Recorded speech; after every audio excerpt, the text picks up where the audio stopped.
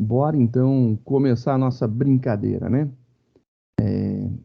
Até agora a gente está avaliando, estudando os algoritmos, né, de ordenação. Então a gente viu algoritmos de busca, de ordenação. E aí a gente falou de algumas métricas, né, para a gente ver. A gente viu complexidade algorítmica, né? Quanto que um cresce, quanto que outro cresce. Acho que a gente não falou, acho que a gente não falou, a gente vai falar então. E aí a gente falou rápido, acho que a gente só citou, né? E a gente estava falando, para executar um algoritmo, eu preciso, e avaliar ele, eu preciso ter condições minimamente iguais de testes, né? Então, por exemplo, se eu quero testar qual algoritmo é melhor entre o insertion sort e o selection sort, eu tenho que pegar o mesmo conjunto de dados, executar no primeiro e executar o mesmo conjunto de dados sem ordenação no segundo. Aí a gente pode contar, por exemplo, quantidade de iterações, a gente pode contar tempo. Só que quando a gente fala em quantidade de iterações, beleza, é uma métrica muito legal. Só que tempo não é. Tempo, a gente tem um problema considerável para a gente poder fazer medição. Se na máquina que eu estou executando, sei lá, uma máquina antigona, com Intel Inside, ó só, putz, joguei lá atrás, né? Um Intelzão Inside, nem chegou a ser, como os i, né, da vida, i3, i5, i7, nada disso. Bem antes deles, eu pegar o mesmo algoritmo, o mesmo conjunto de dados, executar num Pentium mais antigo, e depois eu vim e executar num, sei lá, num i7 novo, bacanão, um monte de memória, vai dar diferença. Então, a nossa métrica avaliativa, ela tem que ser executada no mesmo ambiente com as mesmas características. Por exemplo, seria interessante você executar num computador, mas não adianta você executar num computador, botou para executar uma ordenação que demora um tempão e assistir um vídeo no YouTube, fazer pesquisa, jogar.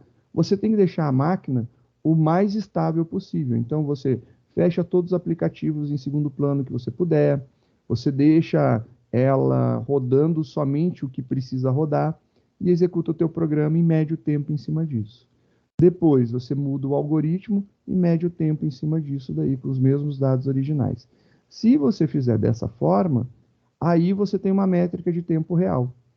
Porque senão, se você, sei lá, você está fazendo um trabalho em grupo, aí você fala,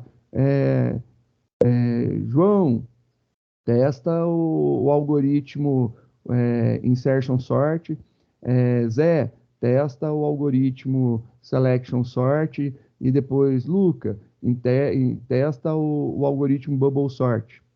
Cada um tem uma máquina diferente, tem processos diferentes rodando, e vai dar valores diferentes. E não vai ser uma métrica que vocês vão poder usar para comparar. Então, para comparação, precisa ser feito no mesmo equipamento, nas mesmas condições, sem nada novo, porque senão realmente você não vai ter uma métrica verdadeira. Mas para nos ajudar a medir tempo de coisas, existem várias soluções, né? Uma das soluções mais legais que eu tenho visto nos últimos tempos são o uso de duas classes. A primeira é o instante, e ele pega um período de tempo, ele guarda, registra um instante do tempo. Então, ele armazena data, hora, minuto, segundo, milésimo de segundo, milissegundo, nanosegundo, né? Então, ele guardou essa informação. E aí, depois, você pega uma outra variável do tipo instante, um outro objeto instante, e guarda outro período do tempo. Se você fizer a diferença de um para o outro, né, ver a duração de um tempo, passando 2 instantes, você consegue fazer a medida da duração de um evento. Então, você faz duas medidas de tempo, vê a diferença entre elas, então você sabe quando começou, quanto tempo durou, perdão. Se você for ver, então a gente tem o instante, que é uma classe, e a gente tem o duration, que é outra classe. Ambas as classes, elas são do JavaTime. Então é uma biblioteca, é um pacote específico de manipulação de tempo, né? Então o JavaTime está aí para isso. Então vamos dar uma olhada nas duas classes. Vamos ver aqui os métodos do instante, né? O instante, ele tem os valores, ele vai pegar a época, o maior e o menor, ele tem essas constantes, né, os campos dentro dele, e os métodos, né? Olha só, vamos ver os métodos que o instante tem que são interessantes para a gente, né? Tem vários, mas vale a pena a gente pensar no que vale para nós, né? Então, você tem, por exemplo, o instante, você pode comparar dois instantes para verificar se eles são, ver qual que é menor um do outro. No nosso caso, a gente vai saber quem é menor, porque é o que é executado primeiro, né? Mas, por exemplo, que me interessa aqui, ó. Cadê? Aqui. Now. Obtém o instante atual baseado no relógio do sistema. Então, ele obtém o instante atual baseado no relógio do sistema. E ele devolve um instante para a gente. Então, esse cara aqui cria um instante. Então, eu posso pegar e declarar um instante e chamar esse método estático através de instante.now. Então, instante.now retorna para a gente um momento, né? Isso daí é agora, né? Ele pega o tempo atual. Ele anotou, ele foi lá e pegou, agora. Aí eu mando executar minha ordenação. Pego outro instante. Então, eu pego um primeiro antes, pego um segundo depois. Tenho dois instantes através do instante.now. Feito isso daí, a gente pode usar a classe duration para verificar a duração do tempo, né? Então é legal porque a gente pode ver quanto tempo decorreu disso daqui. Para ver o tempo decorrido, a gente tem um método da classe duration, depois eu acho que é interessante vocês darem uma lida, porque tem muita coisa de medição de tempo, é legal, que se chama between. Between, ele passa dois temporal e não é instante. Opa! Mas vamos ver o que acontece, né? Ele passa aqui um start inclusive e um end exclusive. Então, tempo incluso, tempo excluso. Obtém a duração, a representação da duração entre dois objetos do tipo temporal. Ok. Então, ele retorna para a gente uma duração. Então, pô, retorna uma duração. Beleza, é estático. A gente sabe que dá para chamar duration.between e passar dois temporal. Joia. E aí eu posso, por exemplo, ver o tempo. Se eu chamar somente o duration, o toString dele, lá embaixo, o toString dele, retorna a representação baseada em segundos. Então, ele vai mostrar para a gente o tempo baseado em segundos. Então, por exemplo, ele pode ter 0.0001, 0.001. Então, eu tenho 1 milissegundo. Mas se eu quiser uma representação em milissegundos, a gente tem aqui o 2 milis, representação em milissegundos.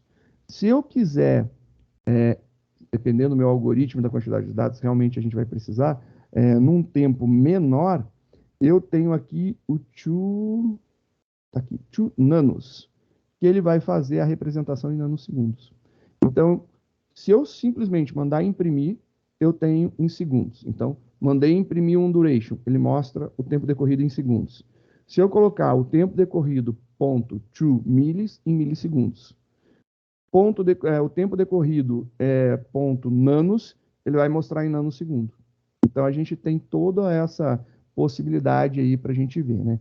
Então, é legal que dá para ver isso daí. O problema todo agora tá que o between, ele recebe dois temporal. Vamos clicar aqui novamente no instante. Vamos voltar aqui no instante. Vamos voltar lá na classe instante. A classe instante, né? Ela implementa a interface temporal. Quando a gente faz um implements, quer dizer que temporal provavelmente não é uma classe. Temporal não é uma classe, mas sim uma interface. Uma interface ela é implementada. A interface só tem o escopo dos métodos e a implementação é feita por... O contrato é feito por quem assume, né, a bronca. Então, fica legal isso daqui. Ele é temporal, o temporal é uma interface e a gente tem uma implementação do temporal. Uma implementação do temporal é o... Como é o nome? O instante, tá aqui, ó. Uma das implementações conhecidas da classe é um instante. Então, quer dizer que instante é filho de temporal. Logo, um instante é um temporal. Logo, se eu usar um duration between temporal, na verdade, eu posso fazer um instante e outro instante. Resolvido aqui. Fechou o pacote para a gente. Essa é a ideia. Logo, vamos tentar implementar isso daqui para a gente ver medição de tempo. Medição de tempo. Vamos lá, eu vou colocar no nosso algoritmo aqui, eu vou fazer uma versão 5 para eu poder medir tempo. Né? Vou melhorar isso aqui. Ordena medindo tempo.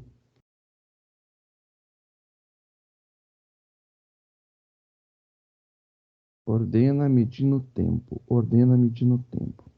Eu vou arrancar os comentários porque eu quero focar na execução e não na explicação. Como já está salvo, está tudo certo aqui para a gente, né? Então, eu vou só tirar esses comentários daqui. Tirar esses muitos comentários, né?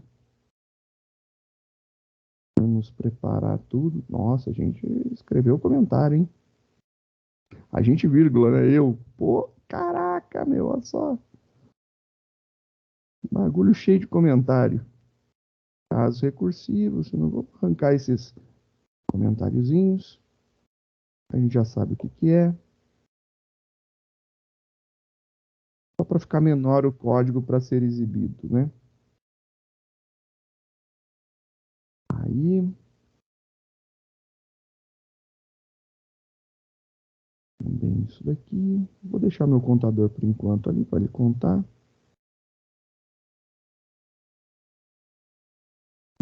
Intercala tamanhos iguais, concatenando tamanhos diferentes. Copia tudo de volta para o original. Como a gente vai fazer uma medição de tempo, eu vou tirar esses imprimes daqui de dentro, porque impressão em tela gasta tempo. Então, eu não quero que ele gaste tempo imprimindo em tela, eu quero que ele gaste tempo imprimindo. É só para ele imprimir. Então, tá lá. Não tem impressão mais, não tem log. Beleza, deixa eu ver só aqui. Tá tudo certo, não tem. Esse cara aqui compilado, tá atualizado, medido o tempo. Então, primeira coisa, vamos lá. A gente já tem aqui o import do Java Util Arrays, a gente precisa fazer import java.time, que a gente viu na documentação, ó lá, dentro do Java time, esse cara fica aqui, ó, Java time, duration,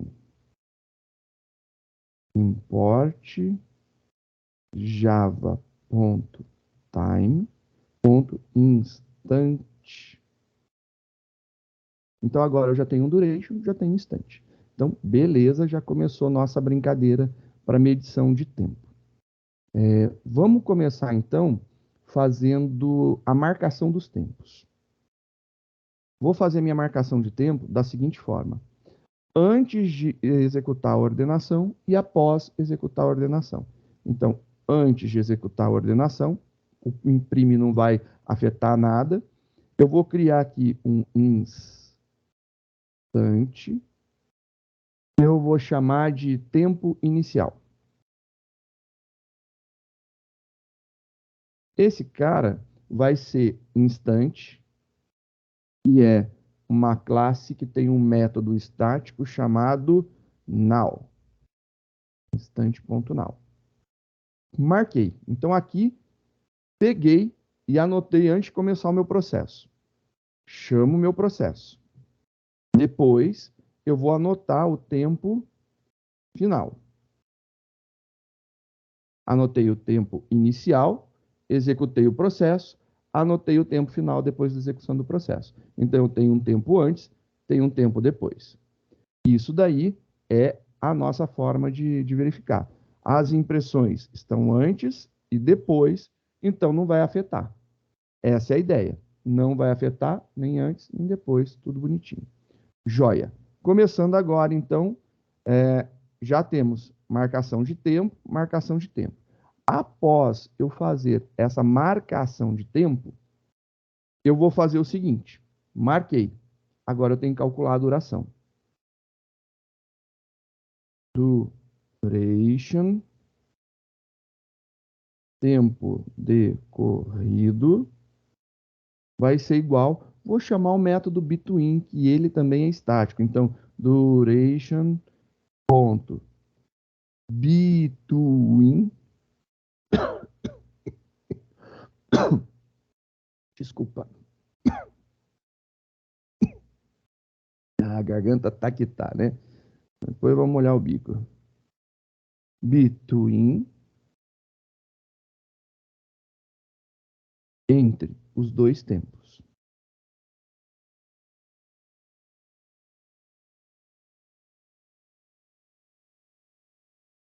Então, eu estou vendo a duração entre tempo inicial e tempo final. Ok, já temos a duração que aconteceu. Vamos imprimir essas informações para a gente ver. System.out.println. E aqui vai ser o tempo de execução.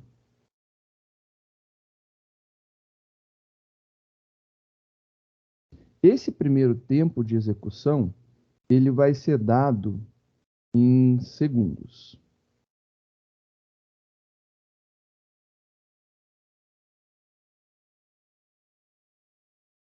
Que vai ser o meu duration, né? O meu tempo decorrido.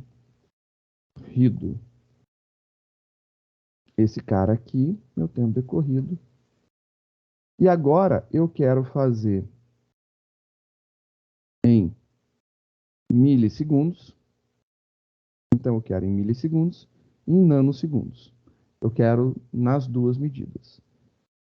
Para pegar o em milissegundos, cadê duration? Duration, métodos. Eu tenho um 2 milis. Então eu tenho aqui ponto 2 milis. E o nano é 2 nanos.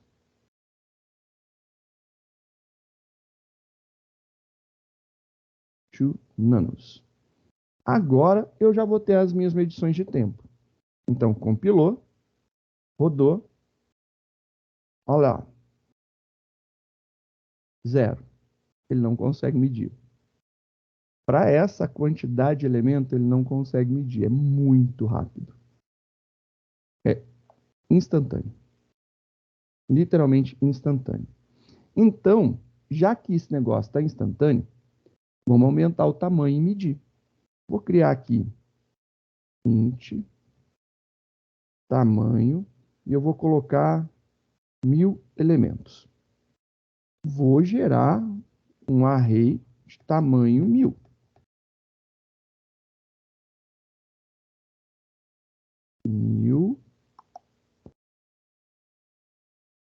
Inteiro que eu estou usando. Tamanho.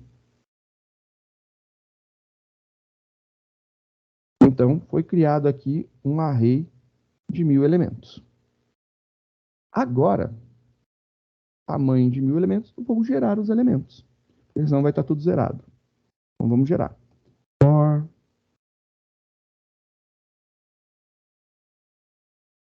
int posição atual começando em 0, posição atual menor que original ponto seu comprimento, posição atual mais. Eu vou gerar ele aleatório, vamos ver aleatório. Cadê o nome original? Original. Na posição atual, receberá, convertido para inteiro, math.random de tamanho vezes 2. Então, 1000 vai fazer 2000 aleatório. Então, eu vou colocar mais um para ele não ter zero. Só para a gente ver. Vai gerar, vai imprimir e a gente vai ver. Compilou.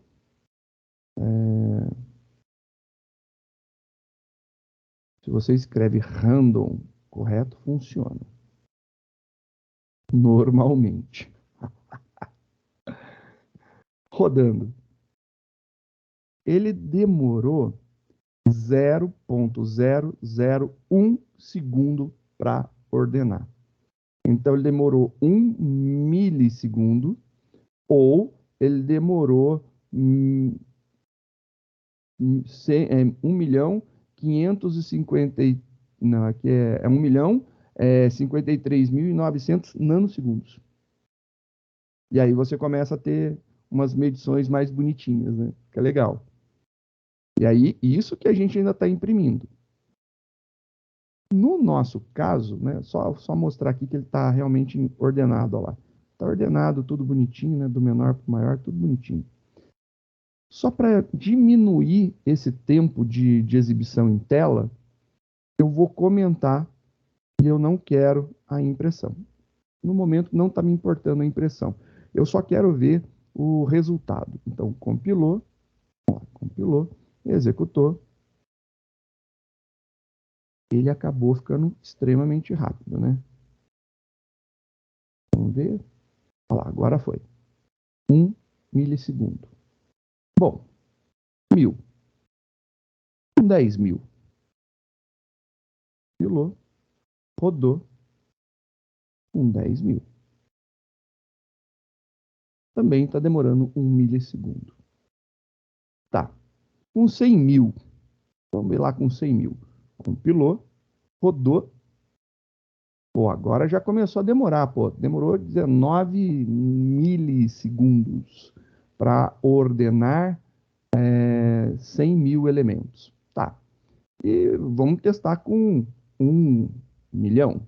1 milhão de elementos. Compilou, rodou. 1 milhão de elementos, ele demorou 189 milissegundos. 189 milissegundos. Ele não chegou ainda a 1 segundo para ordenar 1 milhão de elementos. 10 milhões. Compilou, rodou. Agora ele está demorando de verdade. 10 milhões demorou. Ele demorou quase 2 segundos. Quase 2 segundos para ordenar 10 milhões de elementos. Então a gente tem 10 milhões. 100 milhões. Vou tentar com 100 milhões. Vamos ver. Ele não vai estourar porque recursivo pode estourar chamadas, né? Compilou. Eu coloquei 100 milhões. Pô, tá demorando pra caramba, né? Já pensou se fosse no Bubble Sort, no Insertion Sort ou no Selection Sort? Então, a gente vai pensar e vai tentar executar. Vamos ver quanto tempo que ele demora. Deve demorar menos de 1 minuto, acredito eu. Foi menos de 1 minuto mesmo, foi 20 segundos. Em 20 segundos, ele conseguiu ordenar, foi isso mesmo, né? 100 milhões de elementos. Tá bom para você? Experimenta agora essa ideia, né? É isso que eu queria mostrar. A gente consegue medir a quantidade de passos, a quantidade de repetições, a quantidade de iterações, a quantidade de vezes que tal método é chamado. A gente pode fazer tudo. Por exemplo, eu quero saber a quantidade de vezes que um método de ordenação foi chamado. Ou se não, se quiser, eu posso contar a quantidade de iterações, né? Quantidade de iterações que ele faz aqui no total. Quero saber. com 10 trocas, quantas que eu faço? Eu coloco um contador específico, eu meço aqui as quantidades de iterações. Vou contando quantas vezes. Porque a gente conta iterações que acontecem no insertion, no bubble, no selection. Por que eu não posso contar aqui? Posso. Posso contar isso daqui também. Então, por exemplo, a gente estava fazendo a contagem aqui. A contagem de quantas vezes ele chama o intercala. Eu não quero mais contar a quantidade de vezes do intercala. Eu quero contar a quantidade de vezes que ele repete o processo. A mesma coisa eu vou fazer aqui. E a mesma coisa eu vou fazer aqui. E mais uma vez eu vou fazer aqui, para a gente contar quantas iterações que ele tem. Obviamente eu vou diminuir aqui a quantidade, eu vou colocar, sei lá, 100. Vamos começar com um número pequeno, 10. Quero ver lá com 10 elementos quantas iterações ele fez. Compilou, rodou. Ele fez 68 repetições. Com 10 ele fez 68. Com 100 ele fez 1.344. Com 100, com 1.000, ele já fez 19.952. Mas mesmo fazendo tudo isso de iteração, ele demorou 1 milissegundo. E aí é que está a brincadeira da medição de tempo, né? A medição de tempo é interessante e a contagem de repetições, de iterações também é muito interessante.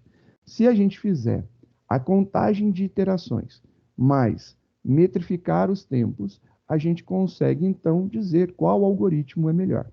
E como que a gente tem que fazer esses testes? Eu gerei um determinado conjunto de dados. Esse mesmo conjunto de dados, ele tem que ser executado para o algoritmo A, para o algoritmo B, para o algoritmo C. Quais algoritmos a gente vai fazer comparação? Então, isso daí é o nosso trabalho. A gente vai fazer dois trabalhos. Um trabalho que vai comparar os 3 primeiros algoritmos que nós fizemos, que estudamos, né? Que é o primeiro foi o selection sort, ordenação por seleção. O segundo foi o insertion sort, o ordenação por inserção. E o terceiro foi o bubble sort, a ordenação por bolha. Então, esses 3 algoritmos, eles podem ser comparados entre eles. É possível. E aí, eu preciso testar algumas coisas. O que eu preciso testar? Eu quero medir a quantidade de iterações, quantas vezes ele passa no laço, então eu quero contar essa quantidade de iterações, e eu quero também contar o tempo decorrido. Só que eu quero testar para dados ordenados crescentes, então se eu tiver um array todo ordenado crescente, e eu mandar ordenar ele crescente, como que o meu método de ordenação se comporta? Agora, se eu testar com os dados ordenados todos decrescentes, do maior para o menor, e quiser inverter isso daí com o método de ordenação, como ele se comporta. E agora eu vou ter que testar mais um caso, que é o aleatório. O problema da aleatoriedade é que a gente não sabe, né, de antemão, quão ordenado crescente ou quão ordenado decrescente os dados estão. Porque como eu não sei quão crescente ou quão decrescente, se o meu algoritmo ele é mais performático, não estou falando que é ou que não é, estou falando se ele é mais performático para dados ordenados crescentes, quando eu tiver mais dados ordenados de forma crescente, o meu algoritmo vai performar melhor. Se eu tiver mais dados ordenados de forma decrescente, ele vai performar pior. Então, eu preciso ter pelo menos de 3 a 5 amostras aleatórias. Com isso daí, eu tenho um crescente, tenho 5 aleatórios e mais um decrescente. Pelo menos umas 7 amostragens de execução para cada algoritmo. Só que quando eu faço essa amostragem, eu tenho que fazer, por exemplo, com 10, 100, 1.000, 10.000, 1 milhão.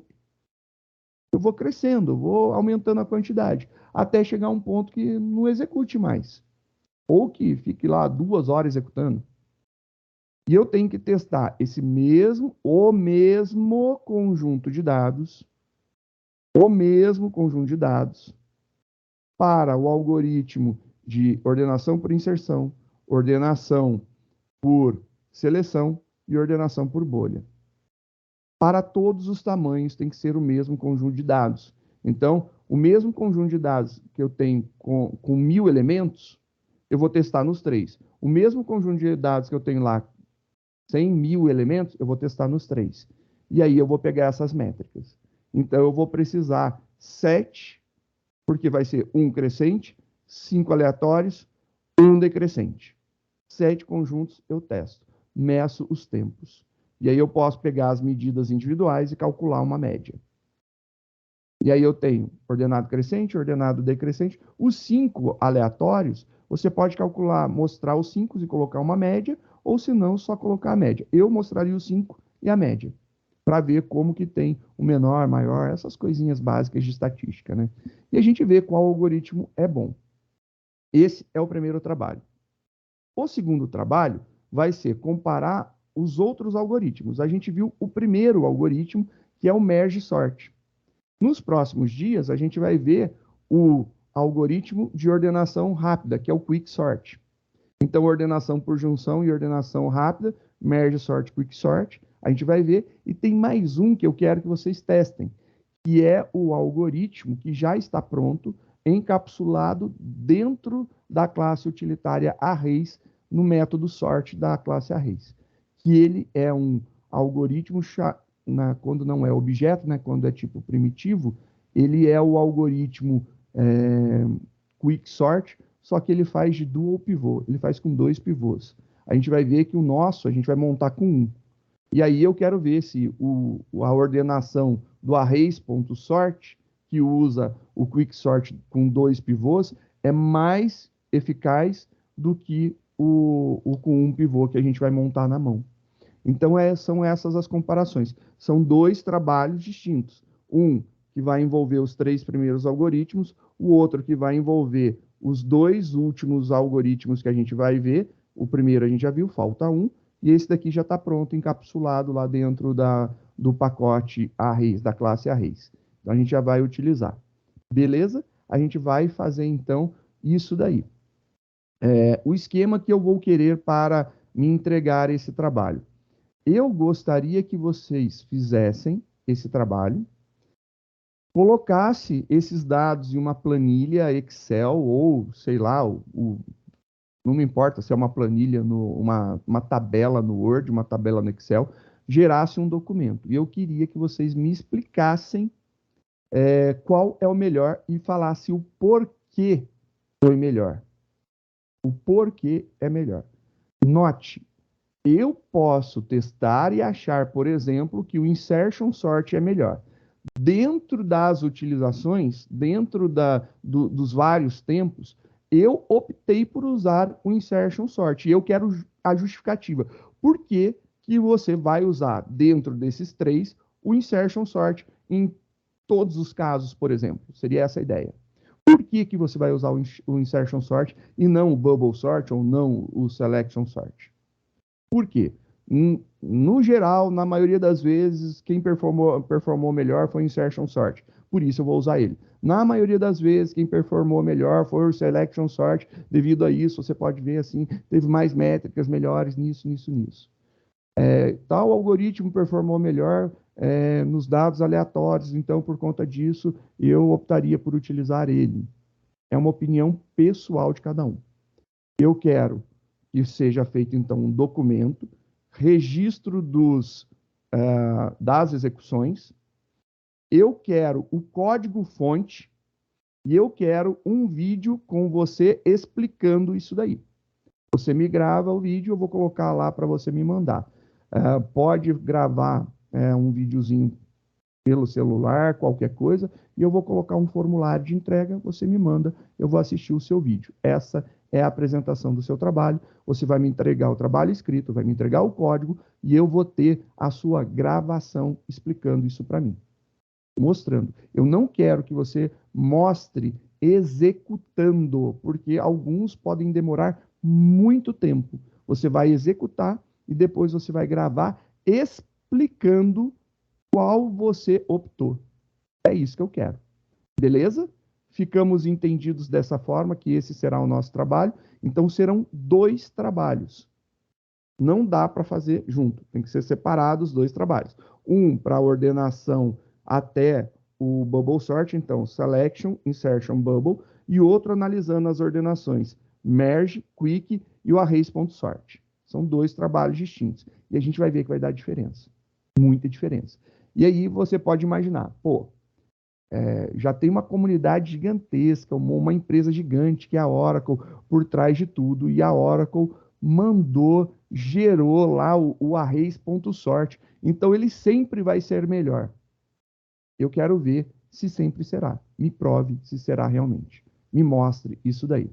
O trabalho é individual, cada um vai executar o seu trabalho. Beleza? Fará o seu trabalho. Pode ser assim?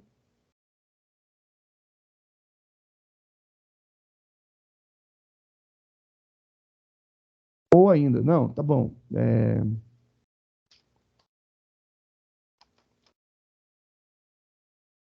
Vamos fazer o seguinte,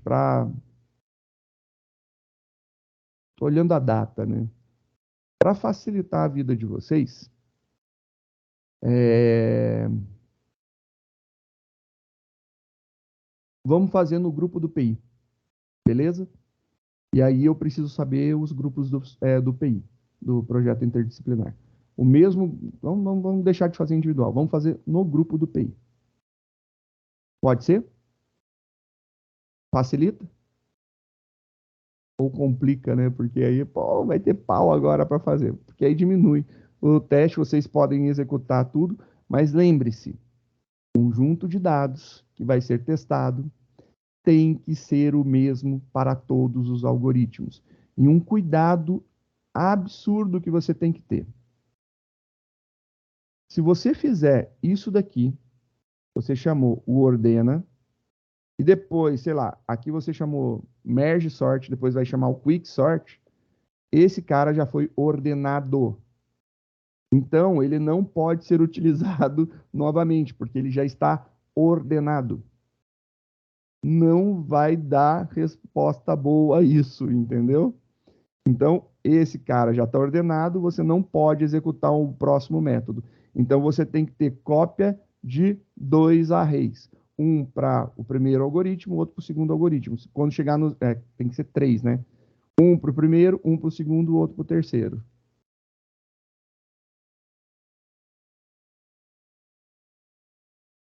Quem tiver sozinho pode se encaixar em um grupo. Só me avise, por gentileza. Se alguém não quiser fazer com o seu grupo do PI, por qualquer motivo que seja, quero fazer sozinho. Ok, não tem problema. Eu estou sugerindo os grupos do PI porque já estão montados. Se vocês não quiserem fazer junto com alguém, pode fazer sozinho ou pode montar outro grupo. E isso daí fica no esquema. Então, estou deixando aqui bonitinho, explicando. A gente terminou a explicação do merge sort. Eu mostrei medição de tempo, contagem de iterações, e deixei explicado o trabalho nesse vídeo também. Então, só ver esse finalzinho e já era. Tem a explicação de tudo. Revejam, analisem, está explicado. O código, até agora, de todos os algoritmos já está pronto. Vocês precisam somente pegar e juntar tudo. Já está pronto. Estou lembrando isso daí. A gente está fazendo em sala de aula. Então, você só precisa utilizar e fazer alguns ajustes, tipo criação do crescente, decrescente, os aleatórios, e fazer essas marcações. É só isso daí. Beleza? Fechou?